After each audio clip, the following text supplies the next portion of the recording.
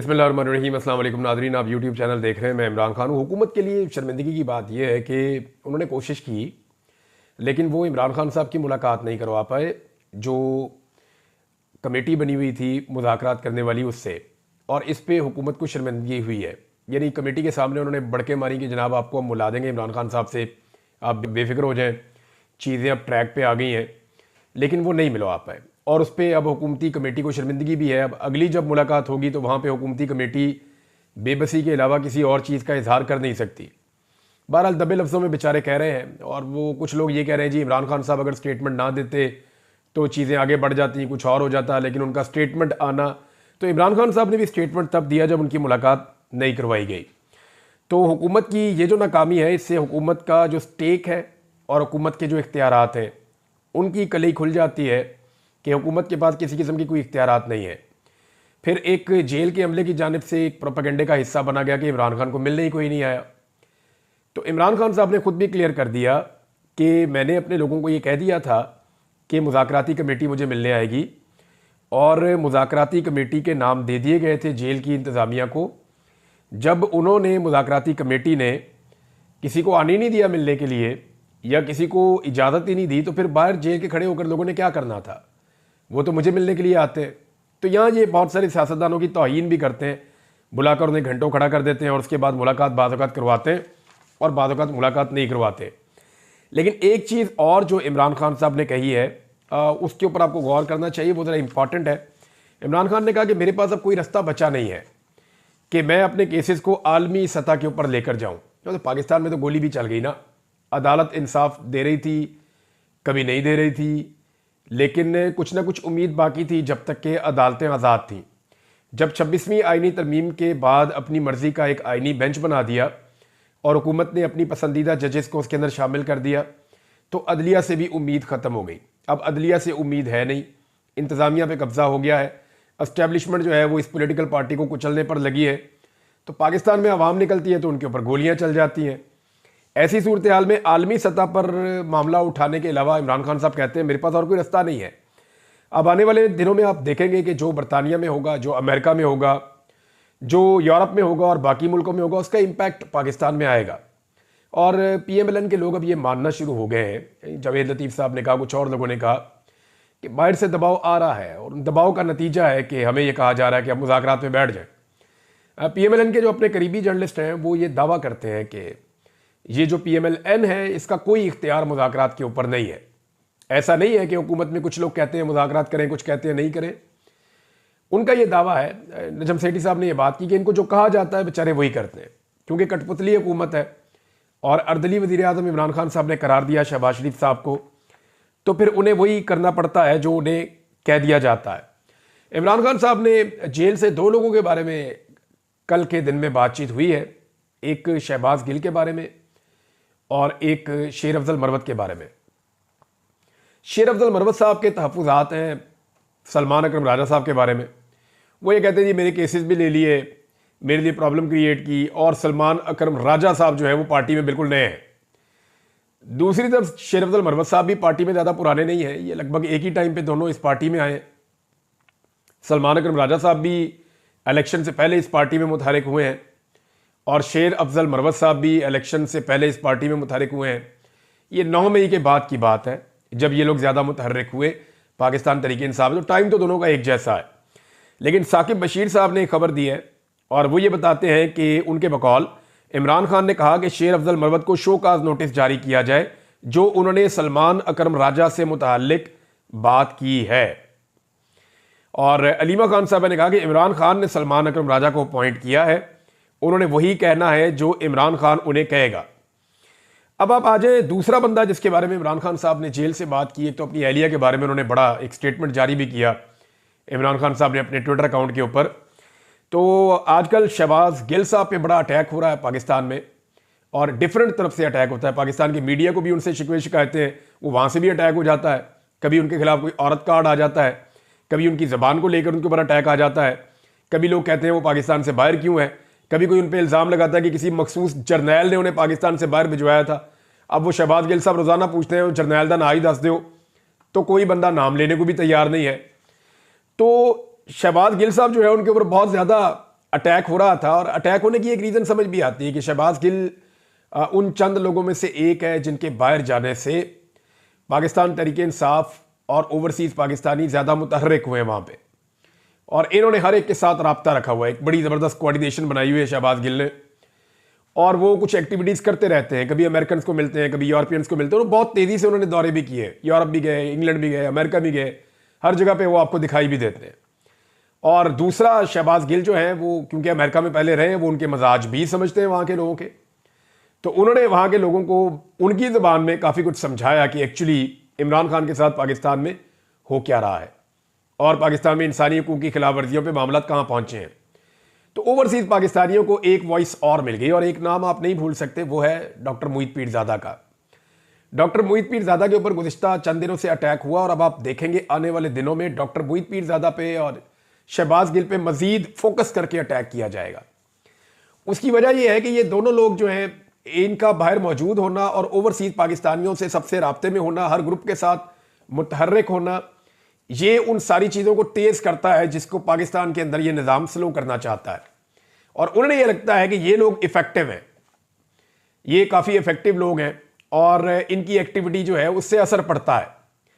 अभी जो कुछ एक्टिविटीज़ होने जा रही हैं और जो हुई हैं हाल ही में, उनमें डॉक्टर मोहित पीरज़ादा का नाम आप निकाल नहीं सकते, वो भी इन चीज़ों पे काम कर रहे हैं।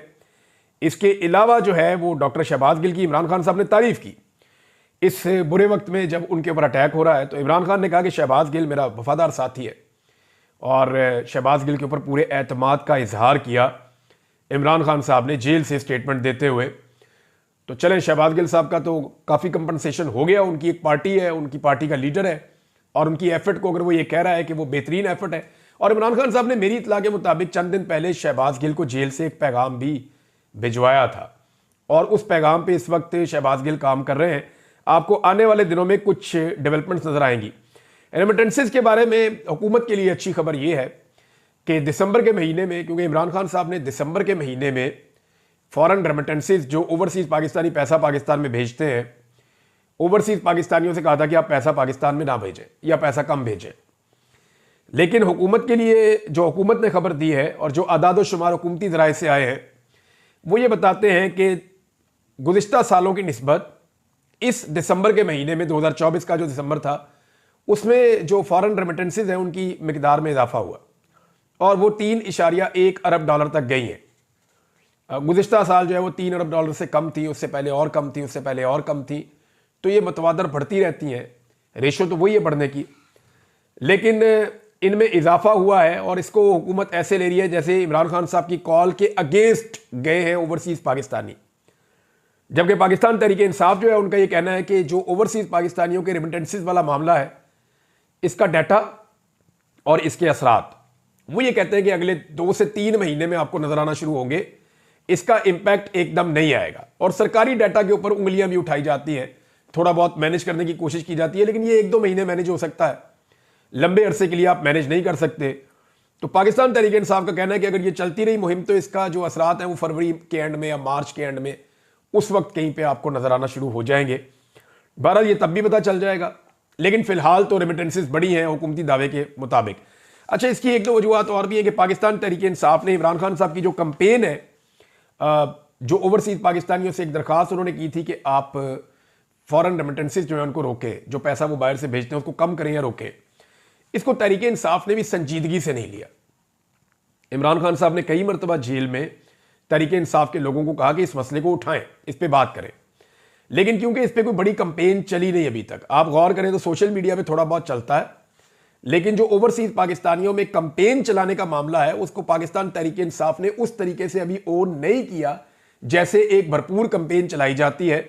बज़ाहिर ऐसा दिखाई देता है कि पाकिस्तान तहरीक इंसाफ ने इन मुज़ाकरात से ज्यादा उम्मीदें बांध ली थी, हालांकि इन मुज़ाकरात में सिर्फ टाइम गेन किया गया है हुकूमत की जानिब से। और जो 26 नवंबर का एक सिलसिला था जो वहां पे कत्लेआम हुआ, उस पर जो आवाज उठाई जा रही थी, उस आवाज को मध्यम कर दिया गया है इस बीच में। यानी मैं आपको सीरियसली कहता हूं कि गुज़िश्ता कई वीलॉग्स में मैं हूं या बहुत सारे और लोग हैं, तवज्जो तो बटी है ना, बाकी इश्यूज की तरफ गए हैं। वो जो गोली क्यों चलाई थी, 26 नवंबर का कत्लेआम, लाशें कहां पे गई, या लापता अफराद जो है वो किधर हैं, उनकी तस्वीरें किधर हैं, उनके नाम क्या हैं, उनकी फैमिलीज किधर हैं, उनकी फैमिलीज के इंटरव्यूज क्यों नहीं आ रहे, एफआईआर क्यों नहीं हो रही, सीसीटीवी फुटेज कहां पे है, अस्पतालों का रिकॉर्ड कहां पे है, अस्पतालों की सीसीटीवी फुटेज कहां पे है। तो ये सारा डाटा और इन चीजों के ऊपर काम नहीं हो रहा था।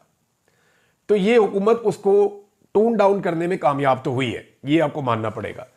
अब पाकिस्तान तहरीक इंसाफ या तो ओवरसीज पाकिस्तानियों के हवाले से इस कंपेन को सीरियस लेगी या फिर ये मामला जो है वो ऐसे ही लटका रहेगा। फौजी अदालतों के हवाले से नाजरीन बहुत अजीबोगरीब सवाल पैदा होना शुरू हो गए हैं। एक सवाल उठाया गया अदालत में कि जो ऑफिसर फौज का ट्रायल को चलाता है वो ऑफिसर खुद से फैसला नहीं देता। ये देखें कैसी अजीब बात है। यानी जो जज केस सुनता है वही जज फैसला देता है ना। ये तो नहीं होता कि जो जज केस सुन रहा है वो बड़े जज को केस सुनने के बाद बता देगा जी मैंने ये सुना है, तो बड़ा जज घर बैठ के फैसला दे देगा या किसी और दफ्तर में बैठ के फैसला दे देगा। ऐसा होता नहीं है। हर काजी को मुकदमा खुद सुनना पड़ता है फैसला करने के लिए। लेकिन यहां पे जो है वो ये बताया गया कि जो ऑफिसर ट्रायल चलाता है वो खुद नहीं बड़े अफसर को भेजता है और बड़ा अफसर फैसला करता है। जो केस को सुने ना वो केस का फैसला कैसे कर सकता है। ये बात भी आईनी बेंच में उठाएगी। लेकिन आईनी बेंच जिन लोगों पर मुश्तमिल है ये पसंदीदा जजेस हैं और काजी फायद ईसा के बहुत करीब थे, और ये जजेस फैसला तकरीबन वही देंगे जो काजी फायद ईसा चाहेंगे या जो काजी फायद ईसा साहब के हमायती हैं वो चाहेंगे। ये फैसला तकरीबन वैसा ही देंगे। बल्कि कुछ जो रिपोर्टर हैं वो ये रिपोर्ट कर रहे हैं और वो खुलकर ये बात अब बता रहे हैं कि जस्टिस अमीनुद्दीन खान साहब जो इस बेंच के आईनी बेंच के सरबराह जिनको बनाया गया है, जिन्होंने अपने आप को खुद ही वोट दे दिया था, उनके बारे में बता रहे हैं कि ये बिल्कुल काजी फायद ईसा की तरह अदालत चला रहे हैं। यानी जब भी कोई मामले में फंस जाते हैं मिलिट्री कोर्ट वाले या उनके वकील, तो जस्टिस अमीनुद्दीन उनको रेस्क्यू करते हैं। जैसे काजी फायद ईसा साहब इलेक्शन कमीशन को रेस्क्यू किया करते थे, आपको याद होगा। तो वो कह रहे हैं बिल्कुल हमें एक झलक नजर आती है काजी फायद ईसा की जस्टिस अमीनुद्दीन खान साहब में। और हफीजुल्लाह न्याजी साहब ने भी शिकवा किया कि जी मेरी अपनी अदालत में उन्होंने तौहीन की है, मैं उम्र में भी उनसे बड़ा हूं और मैं जुल्म का शिकार हो रहा हूं जो उनके बेटे के साथ हो रहा है। बहरहाल एक स्टेटमेंट मुझे, क्योंकि मैंने नाम ले लिया हफीजुल्लाह न्याजी साहब का, तो उनको एक स्टेटमेंट है लेकिन उस पर मैं बाद में आता हूं। जस्टिस मंदुखेल साहब ने कहा कि मैं खुद को परफेक्ट नहीं समझता आज तक, हालांकि कब से वो लगे हुए हैं, 3 दहाइयों से ज्यादा हो गई है वो कानून के इसी शोबे में। वो ये कहते हैं कि फौजी अफसर कैसे इतनी सख्त सजा दे सकता है जब मैं खुद अपने आप को परफेक्ट नहीं समझता। 4थी दहाई उनकी चल रही है। तो अब मामला एक और भी उठा है कि त्यारा साजिश केस नवाज शरीफ साहब का, आर्मी चीफ को हवा में टांग दिया था, वो तो फौजी अदालत में नहीं चला। जो मेहरान का जो एयरबेस का केस था जहां पे इतना पाकिस्तान का नुकसान हुआ वो भी फौजी अदालत में नहीं चला। फिर इस तरह जो जीएचक्यू के ऊपर एक अटैक हुआ था जिसमें फौजी शहीद भी हुए थे, अंदर तक अटैक हो गया था, उसमें भी कोई फौजी अदालतों में केस नहीं चला। तो ये केसेस जो सिविलियंस के हैं ये फौजी अदालतों में कैसे चल सकते हैं। हफीजुल्लाह न्याजी साहब ने जो स्टेटमेंट दिया ये बड़ा इंटरेस्टिंग है और इसके ऊपर मुझे जरूर बात करनी है, क्योंकि हफीजुल्लाह न्याजी साहब ने बात तो ठीक की है लेकिन वो सिर्फ तस्वीर का एक रुख देख रहे हैं, दूसरा रुख वो देखना नहीं चाहते। हफीजुल्लाह न्याजी साहब ने नवाज शरीफ की सियासत तबाह करने पर इमरान खान से माफी मांगने का मुतालबा कर दिया। उन्होंने कहा कि इमरान खान को पता नहीं उन्होंने नवाज शरीफ के साथ क्या कर दिया है। नून लीग की सियासत टके टोकरी हो गई है। नवाज शरीफ की सियासत को भंबोर कर सिस्टम से निकाल दिया इमरान खान ने। तो इस बात पे इमरान खान नवाज शरीफ से माफी मांगे।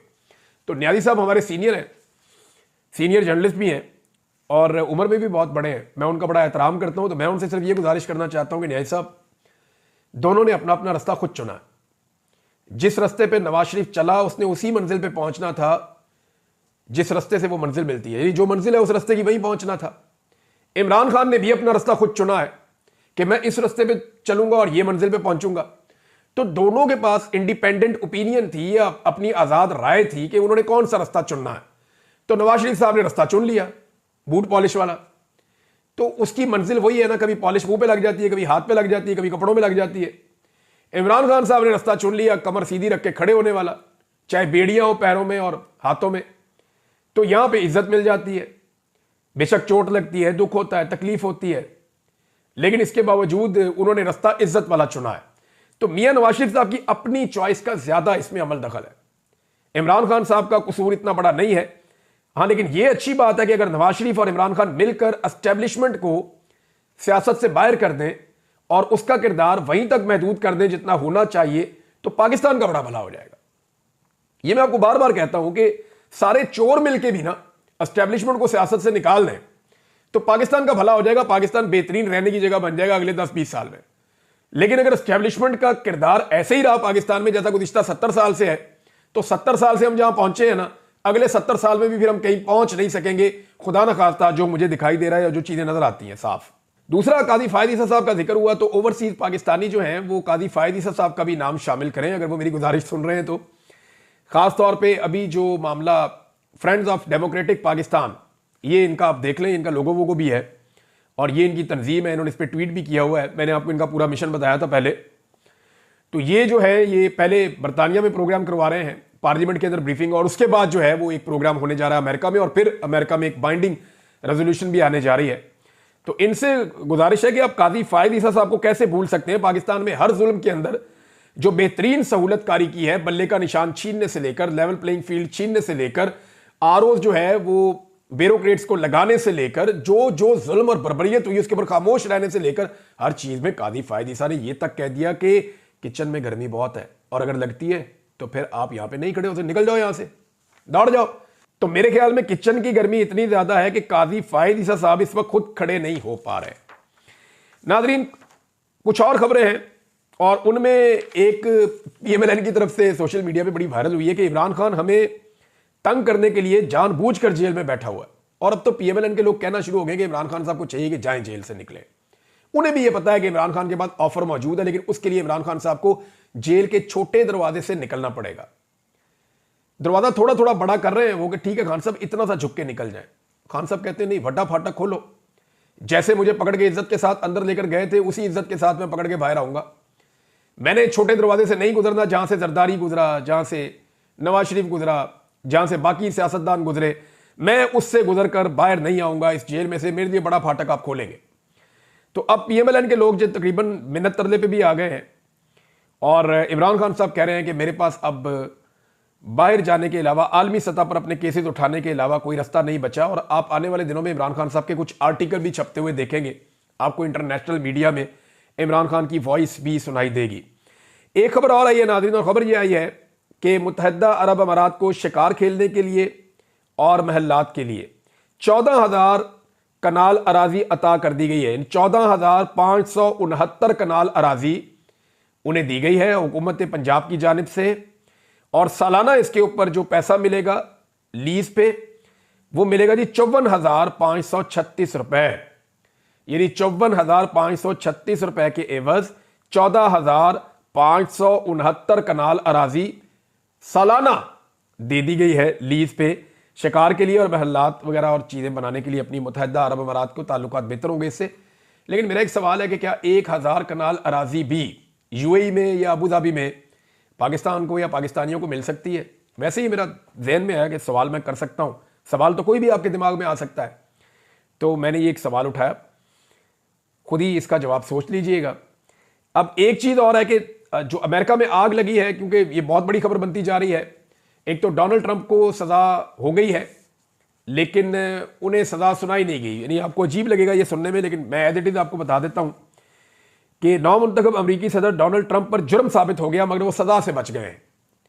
गैर मशरूत तौर पर उनको रिहा कर दिया गया है और ट्रंप को यानी अब सजा वजा कोई नहीं हुई, गैर मशरूत तौर पर वो रिहा हो गए हैं, लेकिन उनका जुर्म साबित हो गया है और ये अमेरिका की तारीख में पहला कन्विक्टेड प्रेसिडेंट भी होगा, ये भी दावा किया जा रहा है खबरों में। अब ट्रंप ने इसे सियासी इंतकामी कार्रवाई करार दिया है और जज को बदउनवान भी करार दिया है। ये पहले मैं आपको बता चुका हूं। लॉस एंजलिस में जो आग लगी है उसके हवाले से नाज़रीन, कैलिफोर्निया का जो एक बड़ा मशहूर एरिया है लॉस एंजलिस, वहां पे अचानक आग लगी है। उससे अब तक जो नुकसान हुआ मैं आपको बता देता हूं। 3 दिन हो गए हैं ये आग बुझाने में अमेरिका नाकाम हो रहा है। 2 लाख अफराद तकरीबन बेघर हो गए हैं और 70 मील फी घंटा की रफ्तार से हवाएं चल रही हैं जो आइंदा चंद दिनों तक चलती रहेंगी। ये इतनी तेज हवाएं चल रही हैं कि इनकी वजह से आग बुझ ही नहीं पा रही। जैसे ही आग एक जगह बुझाने लगते हैं वो आग आगे ट्रेवल करती है, आगे ट्रेवल करती है, पूरा का पूरा शहर ऐसे जल रहा होता है। वो मनाजिर देखते हैं, बड़े हौलनाक किस्म के मनाजिर हैं। तो लॉस एंजलिस के 2 जोन्स में अभी तक आग फैली हुई है और दर्जनों हलाकतें रिपोर्ट हुई हैं। 10 लाशों की अब तक तस्दीक हो गई है।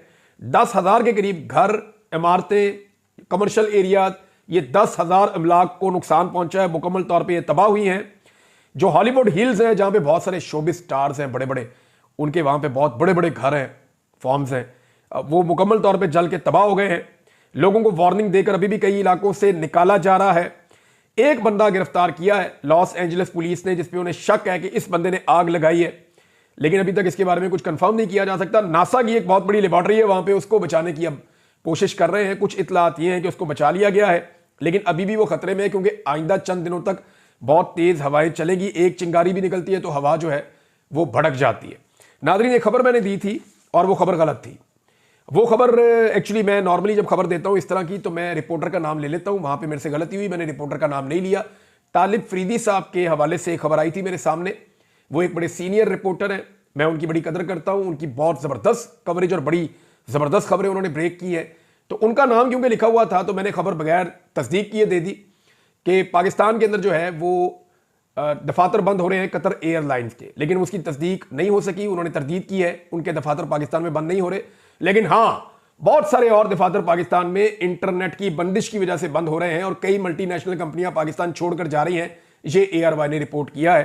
तो यहाँ पे वहां पे भी मुझे नाम लेना चाहिए था, तो मैं नाम नहीं ले पाया। तो इसलिए मैं बताना भी मेरी जिम्मेदारी थी कि मैं आपको बताऊं कि उन्होंने बताया कतर एयरवेज ने कि उन्होंने अपने वहां पे दफातर बंद नहीं किए। अब तक के लिए इतना ही। अपना ख्याल रखिएगा, अपने इस चैनल का भी। अल्लाह हाफिज।